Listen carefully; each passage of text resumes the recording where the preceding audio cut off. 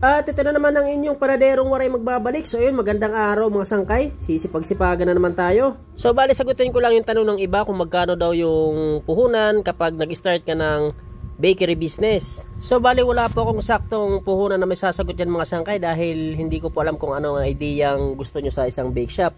At hindi ko rin alam kung anong mga equipment ang gusto nyong bilhin kapag kayo ay nagsimula ng isang bakery business or mag-cooperate na kayo ng isang bake shop.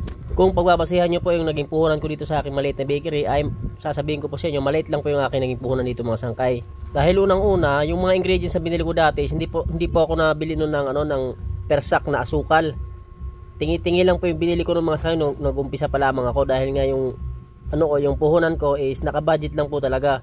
Kung bibili man ako ng isang sakong harina, 1 hanggang 2 sako lang po. Ganyan lang po dati nung nagsimula ako. Yung mga yeast, yung mga skim milk, at yung ibang mga ingredients pa na kailangan sa bakery ay per kilo lamang po yung aking mga binibili.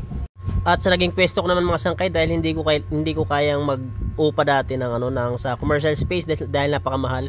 Bali dito ako sa medyo looban po siya. Bahay lang yung inupahan namin. Mabuti na lang at gilid siya ng daanan. At pumayag yung may-ari na gawin namin tindahan yung harap. Yun, napakasik mga sangkay dahil maliit lamang po talaga yung bahay naming inupahan noon nung nagsimula kami. So bali, halos sakupin na ng oven tsaka lamesa na gawaan yung pinakaloob niya, yung pinakatulugan niya. Kaya sa maniwala kat hindi sangkay, yung tulugan namin dati is ilalim lang po talaga ng oven nung kami nagsisimula pa lang. So bali, nasa isip ko noon mga sangkay, kapag pumalya itong plano namin, unang wala kaming pampaluwal kasi yung budget namin sakto lang po talaga, ay wala na po talagang ibang patutunguhan kundi huminto sa pagbibakery. Buti na lang po ay awa ng Diyos, nagtuloy-tuloy kahit sa una maraming naging problema. At syempre hindi sumuko dahil palaban tayo kailangan natin lumaban talaga dahil yun ang natin goal natin, yung magkaroon ng sarili, yung hindi na tayo mga muhan.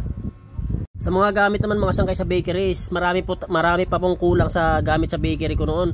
Ang unang binili ko lamang is yung mga pang araw-araw na magagamit ko talaga. Yun lang ang una kong binili dahil alam ko naman yung mga gamit na pang araw-araw talaga na magagamit dahil syempre nagtagal tayo sa bakery kaya alam natin yon.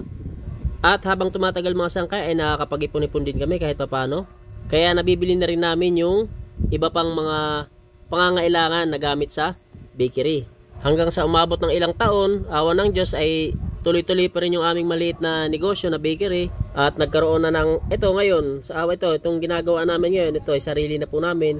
Nakapagbagawa na kami ng bahay dahil lamang sa tiyaga sa pagbibakery. Kahit na hindi malaki yung kinikita, at least kahit papano ay meron tayong naitatabi. At sa tuwing naiisip ko nga dati yung kalagayan namin na natutulog lamang kami sa ilalim ng oven, ay hindi po talaga ako makapaniwala sa ngayon dahil sa ngayon ay kahit papano ay meron na kaming sariling bahay at maayos na tulugan. At ang lahat ng yan ay dahil po sa aking mga tinapay na gawa, mga simpleng tinapay.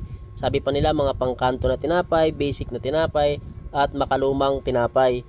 So bali yan po yung bumubuhay sa akin sa loob ng ilang taon. Yan po yung nakapagpundar sa akin ng sariling bahay at maayos na matitirhan.